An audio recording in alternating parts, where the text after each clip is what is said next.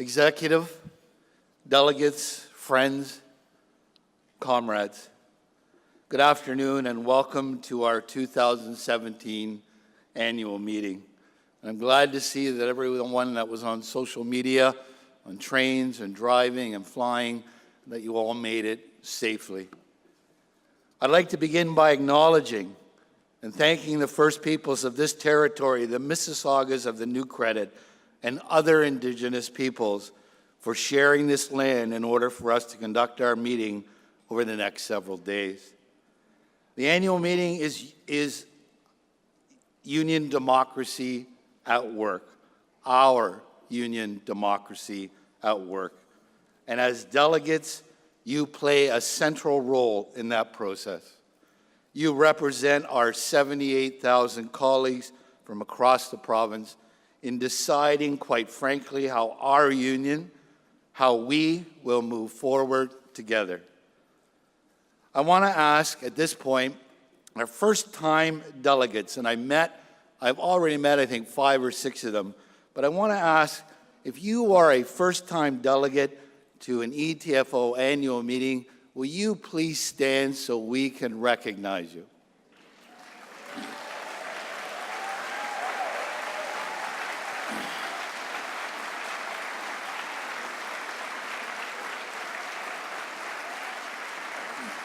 Now make sure, thanks for being here, thanks for being engaged, and make sure that when you get up to the mic, that you let us know, in fact, that you are a first-time delegate, and I would assume, because of that, a first-time speaker. I also want to take a minute to recognize some extremely important people in our union on the ground. And I want a big shout out to, and I'd ask them to stand, and that's all of our ETFO stewards who are in the house. Would you stand up so we can recognize you?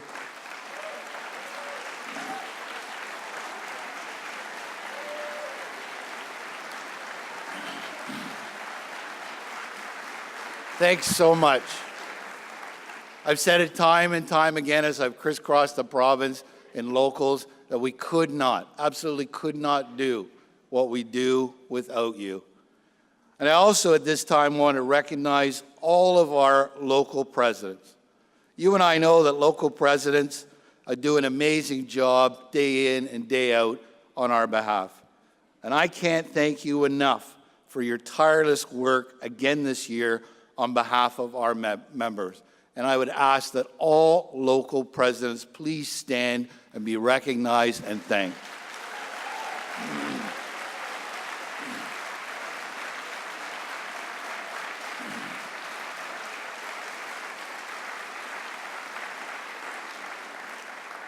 I want to recognize and thank 3 people. First of all, our 2 Deputy General Secretaries, Jerry and Colleen. Thank you so much for all of the work that you've done on our behalf this year, Jerry and Colleen. And I have had the absolute pleasure this year of working with a great General Secretary in Sharon O'Halloran, and this is Sharon's first annual meeting, so we want to recognize you, but I want to say be easy on her. It's her first meeting. Sharon?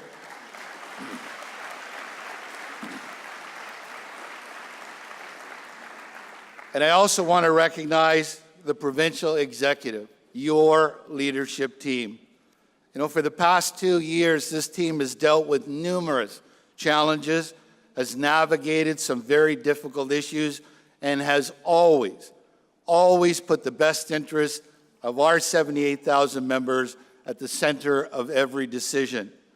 Each of them are very deeply committed to our members and to ETFO. And I ask you to join me in thanking them for all of their passionate work again this year. Thank you.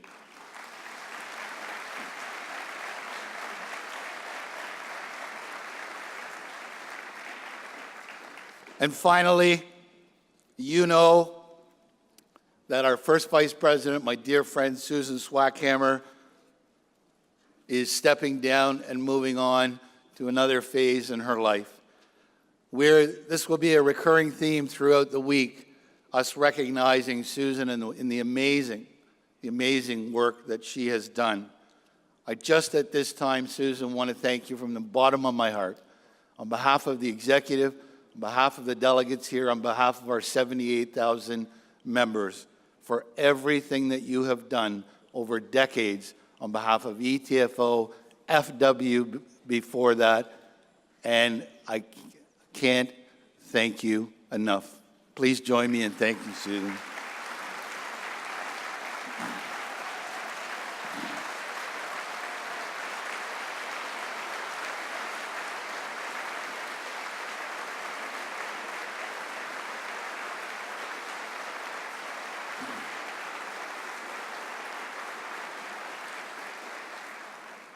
Well deserved, my friend. Colleagues, as you know, this year we negotiated extension agreements, one for our teacher and occasional teachers and another for our DECs, ESPs, and PSP members. In early March, through an online double majority vote, ETFO members voted and ratified both agreements with a solid mandate, and collectively, locals agreed. The agreements made some significant gains on issues that ETFO has been working on for many years, and we achieved those gains without having to take prolonged strike action. The introduction of class size caps in FDK, language to address the issue of boards who try to manipulate the class size regulation to avoid hiring DCEs, $2 million for professional learning for DECE, ESP, and PSP members, a reduction in the average class size for grades 4 to 8 in 13 boards where the average had been grandparented at a higher level since 2006, a $50 million fund to hire hundreds of additional permanent special education teachers, and a further $39 million priorities fund also to hire more teachers. The gains made in these agreements are a solid foundation from which to fight for further gains in our next full round of central and local bargaining in 2009. As you know, a key priority this past year has been on our call to action to address violent incidents in our schools. In October, the executive approved 18 motions that brought together input from the annual meeting and representative council. And this set the foundation for the executive and staff to work on implementing a multi-year strategy to address workplace violence. There has been a staff person hired to focus specifically on our call to action campaign, and staff from all service areas have come together to support this work. There's a focus on internal capacity building, training, and numerous resources for our members. There have been programs on workplace violence running since fall leadership, right up to the Provincial Collective Bargaining Conference, and an external communications piece with the public, and we've been working closely with allies and other education partners. Our press conferences in January and June that included 3 local leaders, Shirley Bell, Janet Bingham, and Tamara Dufour, and representatives from Children's Mental Health Ontario and the Ontario Autism Coalition, brought a significant amount of media coverage to this issue. We're working with school boards, community groups, and parents, and there continues to be a concerted lobbying effort with trustees, MPPs, and especially the Ministry of Education and Labor. We focused on the issue in our pre-budget submission. Local leaders joined together for a full day of lobbying MPPs at Queen's Park in April, and the Provincial Working Group for Health and Safety has finalized the roadmap on workplace violence reporting procedures. We had a province-wide radio ad this spring and related online ads focusing on safe schools. There's a new poster and pamphlet in your annual meeting kits. And this week, as was mentioned, you'll see the first of several short videos from members. The Liberal government has taken initial steps in responding to this issue, but there is so much more for us to do and for them to do. We will continue to focus our resources and our efforts on dealing with this extremely important issue, and it will continue. I promise you it will continue to be a priority for your executive team and our ETFO staff.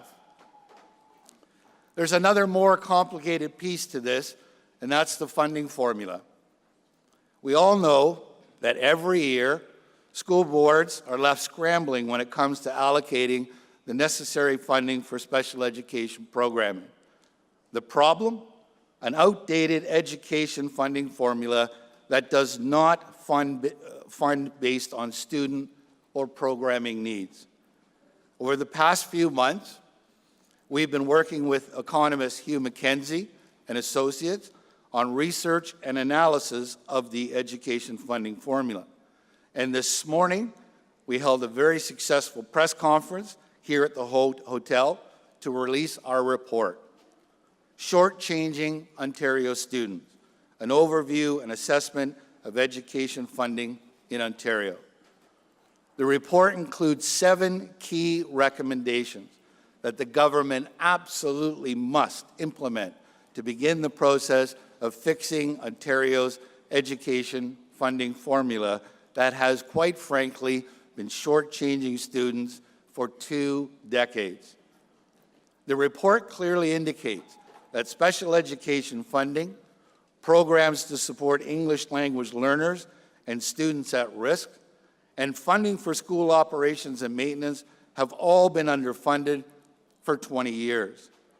The elementary panel receives significantly less support, and you all know this, for specialist teachers, library services, guidance, classroom supplies, and computers, and our grade 4 to 8 classes are the largest in the K-12 system for no apparent reason.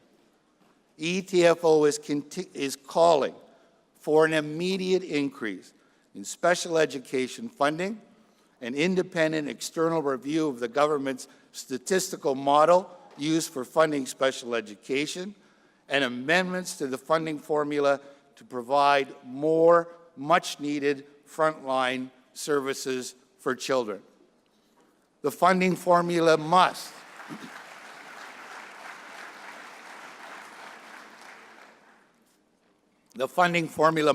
be fixed to ensure the average class sizes in 4 to 8 does not exceed, quite frankly, 22 students, the current average class size for secondary students.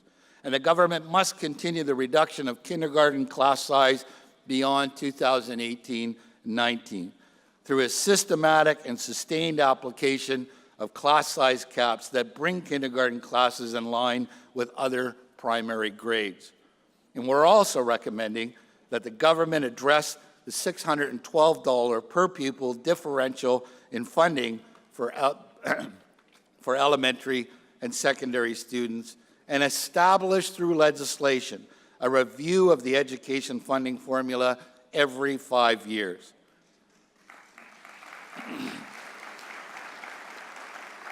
You know, and I've said this before, that the Liberals promised to do it. In 2002, the Rosansky report came out, and nobody did anything about it. In 2010, the Liberals promised to review the funding formula, and we're still waiting for it, and we're going to make sure that that changed. Listen, we were very pleased with the outcome of the conference this morning and to see the exclusive report in the Toronto Star. And we will continue to push the Liberal government to implement each of our 7 recommendations on behalf of our members across this province. I want to give a big shout out to everyone who has been working and organizing in support of the $15 and Fairness campaign, and for your support of the OFL recommended amendments to Bill 148, the Fair Workplaces, Better Jobs Act. You know, the government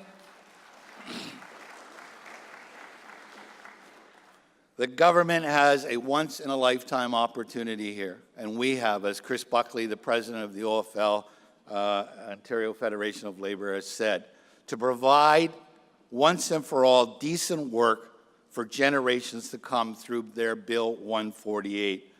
The bill does make some significant changes that will advance the cause of decent work, including raising the minimum wage to $15 in 2019. However, by adopting, including the OFL amendments that were agreed to by all affiliate members of the OFL, one of the few times that's happened, the bill would go a long way to safeguarding decent work for future generations, frankly, for our children and our grandchildren. Raising the floor for all workers is important for everyone in this province. Unstable part-time work, low-wage work is bad, frankly, for families, and you see the impact of that in our classrooms, your classrooms, every day. But it does not have to be that way. And ETFO, our local leaders and members across the province, stand in solidarity with the OFL in their call for key amendments to the Labour Relations Act and the Employment Standards Act. Together, we need to ensure that all Ontario workers get fair minimum working standards, a $15 an hour minimum wage with no exceptions, and fair and unrestricted access to their charter right to join a union if they so choose.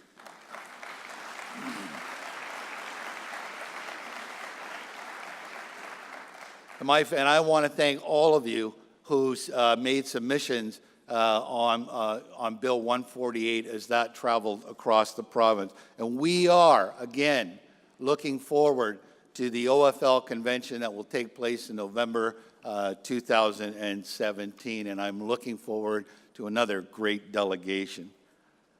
You know, delegates, ETFO has a significant presence at the CLC, had a significant presence at the CLC National Convention here in Toronto.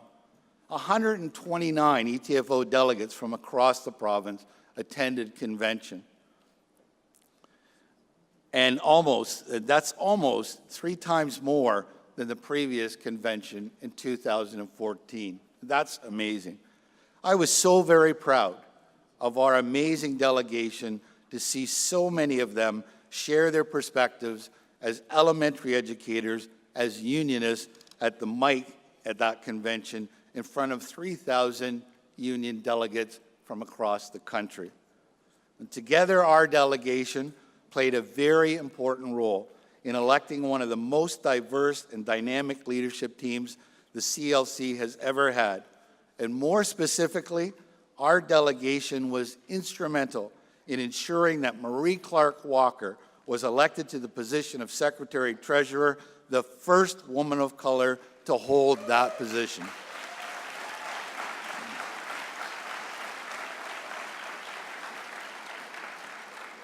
And she's already doing an amazing job. You know, there is unfortunately nothing, absolutely nothing positive to say about the election outcome in the United States this year. I knew you would agree. The climate created by the so-called American president is so very dangerous. And it is slowly, and you see it, spilling over the border into our country. I am compelled, I need to say something. I know that you've been following what's been happening in Charlottesville. The absolutely appalling events that have taken place there over the last several days. I saw a tweet, and this stuck with me in terms of what's happening there, that First Nations and Indigenous peoples go with sage and prayer to protect the water in Dakota. And what happens? the American government sends in the National Guard and tanks and soldiers. White supremacists take over the streets with torches in Charlottesville, and nothing happens. That is absolutely unacceptable and appalling.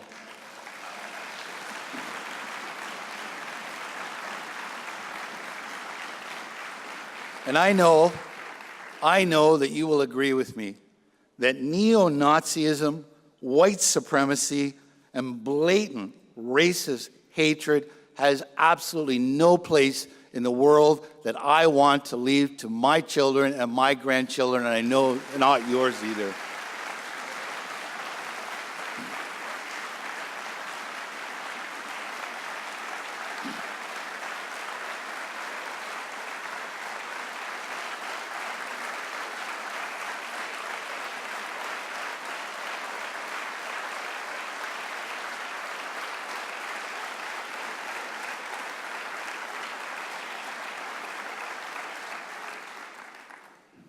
You know, as educators and union members, we must continue to come together and confront this politics of division and bigotry, and I know that we will. This outright attack on equity, equality, social justice, and fundamental human rights is not right. We have our own provincial election coming up in June 2018, and our preparations for this election are well underway. You know, recent polls are showing the possibility of a conservative government. But we all know, and don't forget, that campaigns matter, and much can change between now and June. And together we must do whatever is necessary to ensure a different outcome, a more progressive outcome. I was very pleased to see that the Ontario New Democratic Party adopted many of our Building Better Schools policies in their vision document. It also has a particular focus on healthy and safe schools and addresses the school renovations and repair backlog. But I must say that this isn't a simple coincidence. It's a product of ETFO's long-standing, unwavering lobby effort to promote our Building Better Schools plan and all of our work as local leaders, and all of your work, as local leaders with MPPs. But the provincial election meeting, both the provincial executive meeting with the NDP caucus in January and a meeting between ETFO staff and NDP staff in February had a direct impact on their vision document. We all hope to see those ideas reflected in the policy documents and campaign platforms of all parties leading up to the election. Whether it's at the provincial or local level, we need to continue right up until Election Day to have conversations with MPPs, trustees, administrators, parents, and community members, anyone with an interest in publicly funded public education. And as we move forward, it's important to remember that with changes to the election rules, we are not able to release members to work on campaigns, and our advertising is restricted.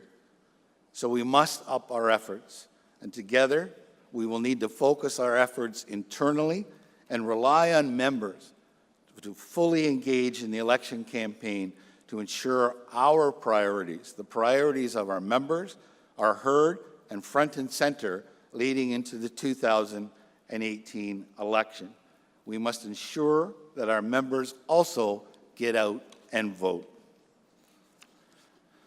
My friends, as you know, another big issue this past year has been seeking a just, a fair, a reasonable remedy for the government's unconstitutional Bill 115. And right from the beginning of that process, we involved local presidents and chief negotiators. We met in September, where our legal team presented options, and we had some great discussion around what we needed to see in a remedy deal. Representative Council sent a very clear message in October that they wanted any remedy discussion to be separated from any discussion around our extension agreements, and the executive honored that direction. I very much appreciate all the input from local leaders through the meetings, both in person and on our town hall calls over the past year. And as your provincial executive navigated through that very complicated process. As you know, the Liberal government was not willing to meet our expectations for a fair settlement. And your provincial executive, your provincial leadership team took a strong stand rejecting their insulting pennies on the dollar offer.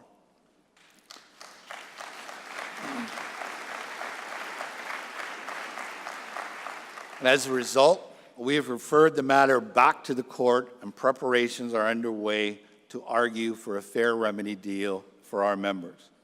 In July, discussions with Justice Lederer, during discussions with Justice Lederer, he proposed mediation as a way to determine an appropriate remedy arising from his judgment of April the 20th, 2016.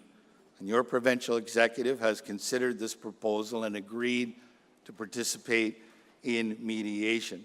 And the government has also agreed to that process. ETFO and the government have jointly proposed to Justice Lederer that the Honourable George W. Adams, QC, be appointed to mediate.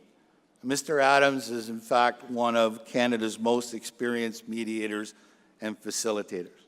And depending upon Mr. Adams' availability, it is anticipated that mediation for that remedy dates should be set for October 2017.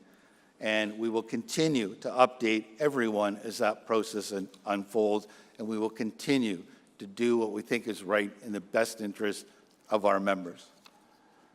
Listen, I'd like to conclude where I started by recognizing and thanking an amazing group of people, our ETFO staff.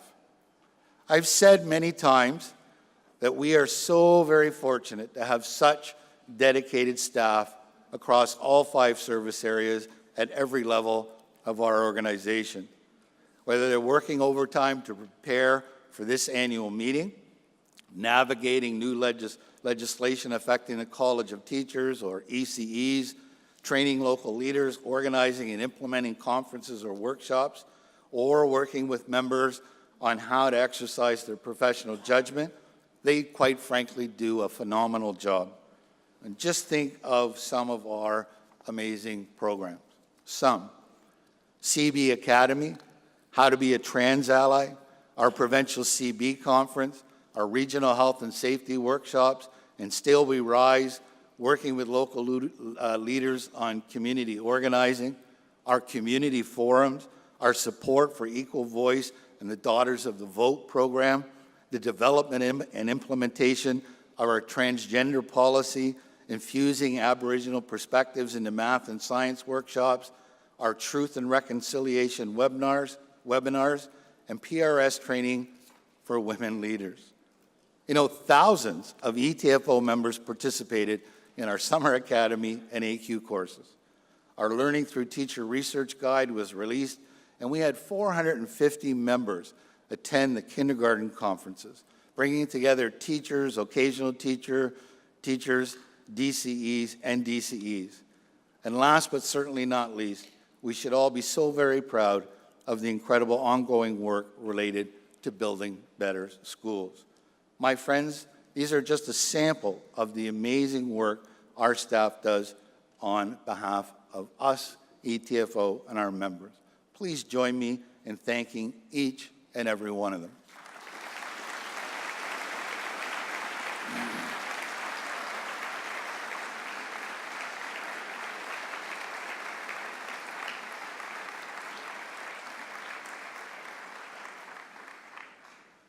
My friends, this week, over the next few days, you will outline, debate, and determine your priorities for ETFO and our members. And as usual, I look forward to thoughtful and respectful debate and hearing all of the diverse views you bring to this meeting. The decisions you make this week as representatives of your local membership on behalf of our 78,000 members will have a profound and immediate impact on the future of ETFO. Every annual meeting, I'm grateful for the insight you as delegates bring to our discussions.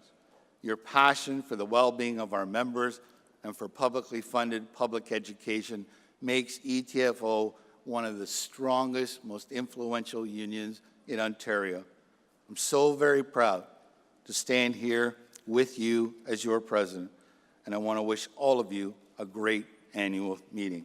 Thank you, and miigwech.